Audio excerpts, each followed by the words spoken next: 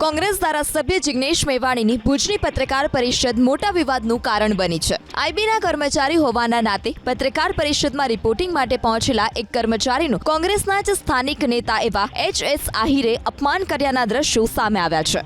અનુસૂચિત જાતિના મહિલા બેઠેલા હતા, ત્યાં જ આહિરે ખુરશી ખેંચી લીધી અને તેઓ અનુસૂચિત જાતિના સભ્ય હોવાનું જાણતા હોવા છતાં અપમાનિત અને ઈજા પહોંચાડ્યાના ઈરાદા સાથે આ કૃત્ય કર્યાના આરોપ લગાવવામાં આવ્યા। આ કૃત્ય કર્યાના આરોપ સાથે ગુનો નોંધાયો છે। પોલીસે એફઆઈઆર નોંધી એચ.એસ. આહિરની ધરપકડ કરી।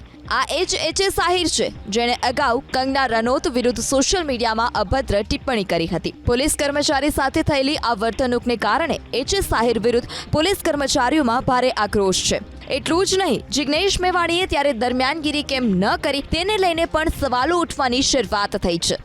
આ તરફ ગૃહ રાજ્યમંત્રી હર્ષ સંઘવીએ આ ઘટના બાદ લગાવ્યા કોંગ્રેસ પર આરોપ। સોશિયલ મીડિયા પર પોસ્ટ કરી તેમણે કોંગ્રેસની માનસિકતાને મહિલા અને દલિત વિરોધી ગણાવી ઘટનાની નિંદા કરી।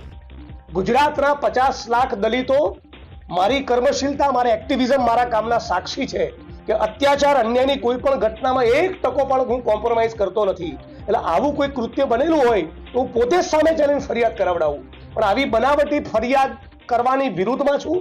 આ ગાંધીનગરના ઈશારે થયેલી એફઆઈઆર છે। ફરિયાદી પોતે કરેલી એફઆઈઆર આને માનતો નથી અને આઈબીના એક નાના કર્મચારીનો ઉપયોગ કરી એટ્રોસિટીની ખોટી કલમ લગાડી કોંગ્રેસ પક્ષના કાર્યકર્તાને ટાર્ગેટ કરવો, આ પ્રમાણે કોઈ પણ ચાલાઈ લેવાના નથી અને આ મુદ્દે અમે 1% ડિફેન્સમાં આવવાના નથી।